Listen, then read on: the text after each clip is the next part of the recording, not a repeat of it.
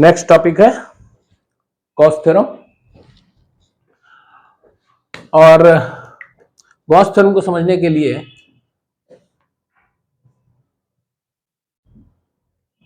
Gauss law भी कहते हैं इसको। गॉस थ्योरम को समझने के लिए दो तीन चीजें हम समझ लेते हैं। सबसे पहले तो एरिया वेक्टर,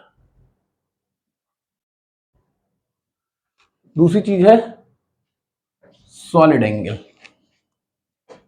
ठीक है,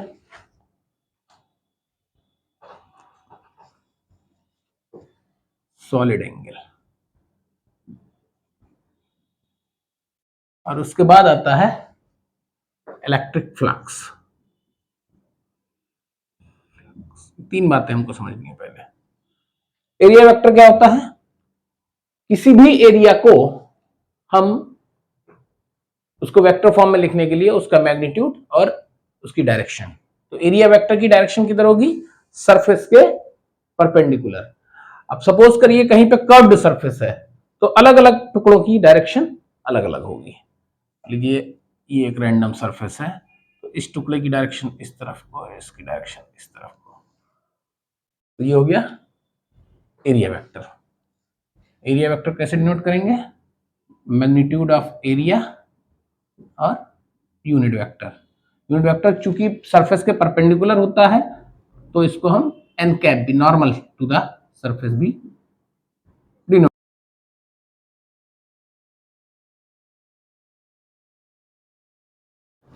सॉलिड एंगल क्या होता है? जैसे एंगल क्या होता है? एंगल होता है आर्क अपॉन रेडियस। तो सॉलिड एंगल होता है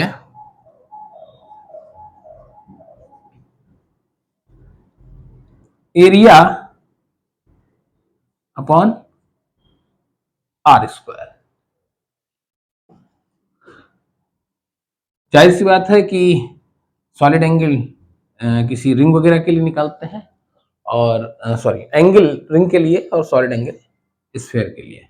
एक और चीज, जैसे किसी भी क्लोज्ड रिंग में, किसी भी क्लोज्ड रिंग में, चाहे वो सर्कुलर हो चाहे किसी भी तरीके की, जो टोटल क्लोज्ड एंगल बनेगा वो 2 पाई बनता है। कैसे? रिंग के लिए निकालते हैं, रिंग में जो टोटल कितना है 2 पाई आर, तो आर्क हो गया 2 पाई आर और डिवाइडेड बाई आर, तो हो गया जाके 2 पाई। हालांकि ये निकाला रिंग के लिए, लेकिन ये एप्लीकेबल किसी भी शेप के लिए होता है। सिमिलरली सॉलिड एंगल में भी हम स्फीयर के लिए निकालेंगे, स्फीयर के लिए एरिया आएगा जाके 4 pi R square divided by R square. तो किसी भी क्लोज सरफेस के लिए जो सॉलिड एंगल होता है वो होता है 4 पाई। निकाला हमने स्फीयर के लिए, लेकिन एप्लीकेबल ये सभी पे है। तो solid angle for the close surface, solid angle को ओमेगा से डिनोट करते हैं, ओमेगा लिख लीजिए यहां पे। तो D omega for the close surface कितना आएगा? 4 पाई। जिस तरीके से D theta for the close loop, ये लूप के लिए और ये सरफेस के लिए, ये आता है जाके 2 पाई। सिमिलरली सरफेस के लिए 4 पाई। ठीक है, अब हम देखते हैं, इसको कुछ नोट करना हो तो करिए, आगे बढ़ते हैं।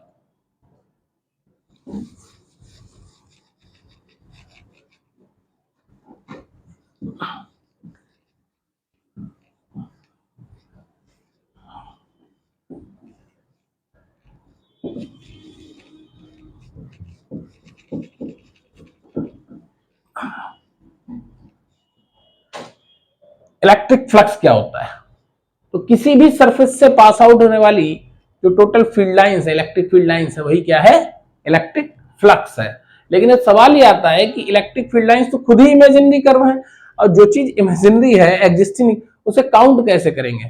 तो जो हम लोग कह रहे हैं कि the number of field lines passing through a surface is called electric flux. जब इलेक्ट्रिक फील्ड लाइंस एक्चुअली है ही नहीं तो काउंट कैसे करेंगे?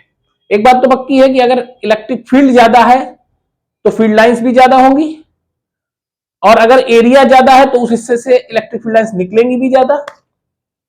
सपोज करिए ये एक सरफेस है और यहां से फील्ड लाइंस अंदर को घुस रही हैं, इस तरफ को या बाहर को आ रही है एक तरफ को। तो अगर ये एरिया ज्यादा है तो इलेक्ट्रिक फ्लक्स ज्यादा होगा, नंबर ऑफ फील्ड लाइन ज्यादा निकलेंगी, और अगर फील्ड ज्यादा है तो भी ज्यादा निकलेंगी। तो इलेक्ट्रिक फ्लक्स एक इक्विवेलेंट क्वांटिटी हो गई जाके एरिया और सरफेस एरिया का। कैसे डिनोट करते हैं? फाई से, सॉरी, इलेक्ट्रिक फील्ड और एरिया वेक्टर का। ठीक है, इसको डिनोट काहे से करेंगे? फाई से। अगर किसी स्मॉल एरिया एलिमेंट से निकालना है तो D phi equal to E dot D A, right. DA को डीएस से भी डिनोट कर लेते हैं। एरिया चाहे ए से डिनोट करें चाहे सरफेस एरिया की जगह एस लिख दें, वो एक ही बात है, वो कपड़े हैं केवल, चाहे ए से डिनोट करिए चाहे एस से डिनोट करिए, एक ही बात। अच्छा, सपोज करिए कि मान लीजिए टॉर्च है, ऐसे रोशनी डाल रहा है नीचे को, और ये सरफेस हमने इस तरीके से खड़ी की, ये इस तरीके से। तो नीचे जितने शेडो पड़ेगी जितने हिस्से पे, केवल उतने हिस्से पे से ही तो फील्ड लाइंस काउंट होंगी। आइए देखते हैं कैसे।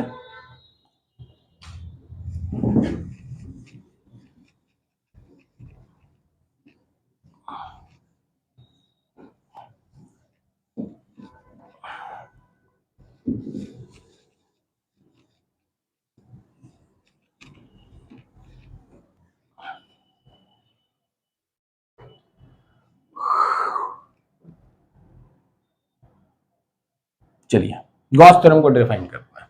मान लीजिए एक चार्ज Q है और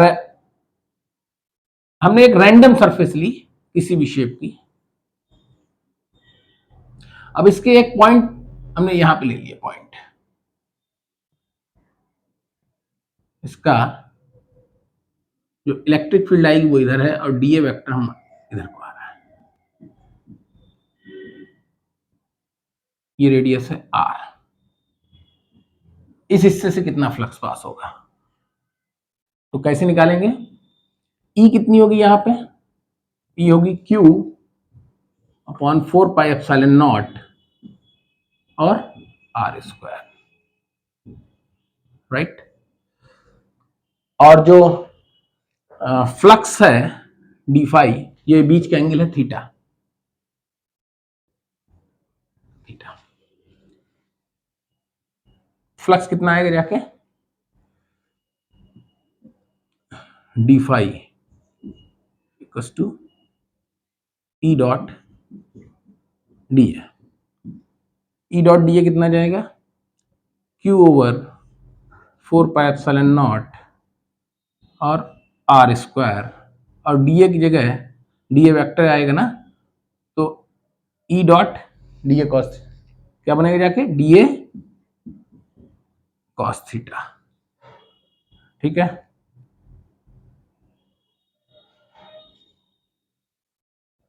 तो अगर हम पूरी सरफेस से निकालेंगे तो क्या बनेगा जाके? D A cos theta upon R square. क्या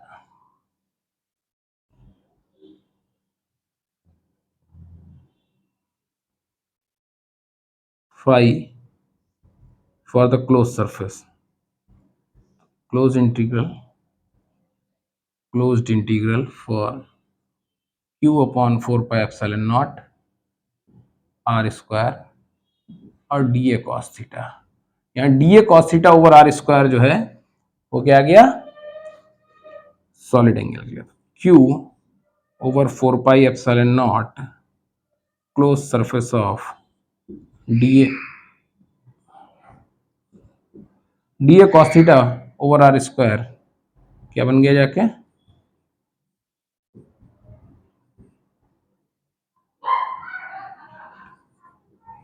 डी ओमेगा। तो D omega for the close surface क्या आएगा जाके, 4 पाई।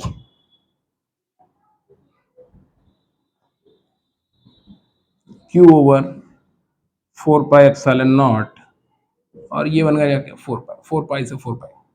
तो finally phi for the close surface कितना आया जाके, क्यू अपॉन एप्सिलॉन नॉट।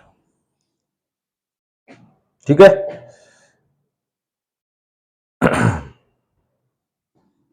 ये D A cos theta upon, वैसे तो D A upon R square होता है सॉलिड एंगल, लेकिन D A cos theta upon R square क्यों लिया, देखिए सपोज करिए ये सरफेस है और इसके कारण हमें यहां पे ये आर डिस्टेंस है और ये पूरी सरफेस इसके परपेंडिकुलर है, तब तो हम सीधे D A upon R square लेंगे। लेकिन अगर सरफेस हमारी ये होती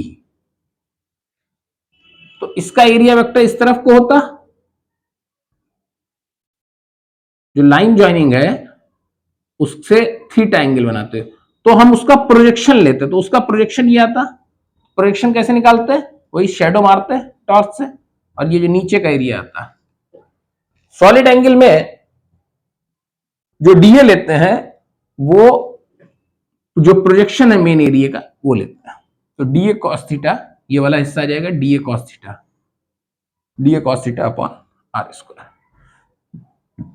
जिनको ना समझ में आया डीए कॉस थीटा वो पूछिएगा, उसकी एक अलग से वीडियो बना देंगे, ये डीए कॉस थीटा कैसे आया। ठीक है, हमको ये डेरिवेशन एग्जाम में नहीं आता है, इसका यूज आता है। तो इसका यूज को समझने के लिए हम ठीक से इस एप्लीकेशन को समझने के लिए आइए देखते हैं।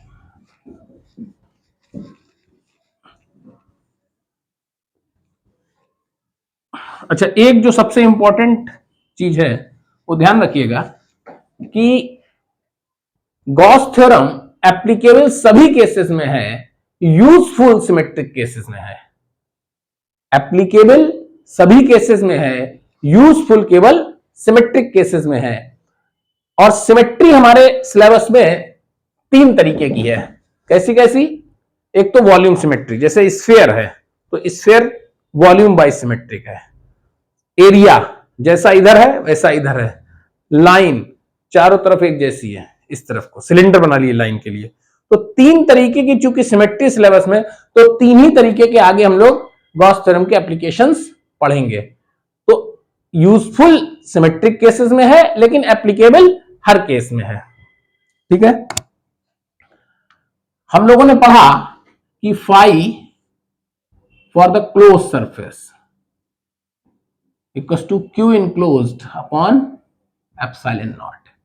इसको हम थोड़ा वैसे भी लिख लें कि for the close surface E dot D A, again कह दे रहा हूं डी ए या डीएस एक ही बात है, Q enclosed upon epsilon not. ठीक है, ये है गॉस थ्योरम। अब इसको हम लोग समझते हैं आसान शब्दों में कि electric flux for the close surface will be 1 upon epsilon not times charge enclosed by that surface. क्या हुआ जाके, आपसे डेफिनेशन पूछी जाएगी तो आप क्या लिखेंगे, phi for the close surface will be 1 upon epsilon not times charge enclosed by that surface. या फिर surface integral of electric field for the close surface, surface integral of electric field for the closed surface will be 1 upon epsilon naught times charge enclosed by that surface। तो Gauss theorem क्या लिखेंगे, the net electric flux passing through a closed surface will be 1 upon epsilon naught times charge enclosed by that surface। Hindi में समझना चाहे तो समझ लीजिए कि किसी भी क्लोज सरफेस से पास आउट होने वाला जो टोटल फ्लक्स है वो जो उसके अंदर का चार्ज है उसका 1 अपॉन एप्सिलॉन नॉट टाइम्स होगा। ठीक है, दो एक छोटे छोटे से क्वेश्चंस करते हैं। मान लीजिए कि ये एक सरफेस है, यहां पे चार्ज Q1 है, यहां पे चार्ज Q2 है और यहां पे चार्ज -Q3 है।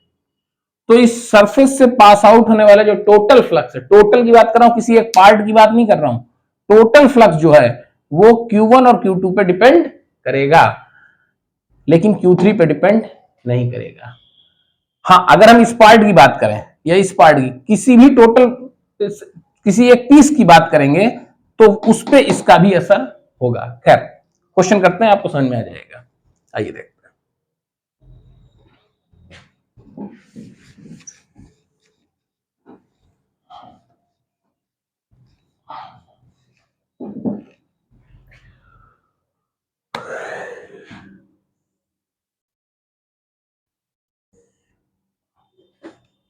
ये एक सेमी सर्कुलर हेमिस्फेरिकल सरफेस है।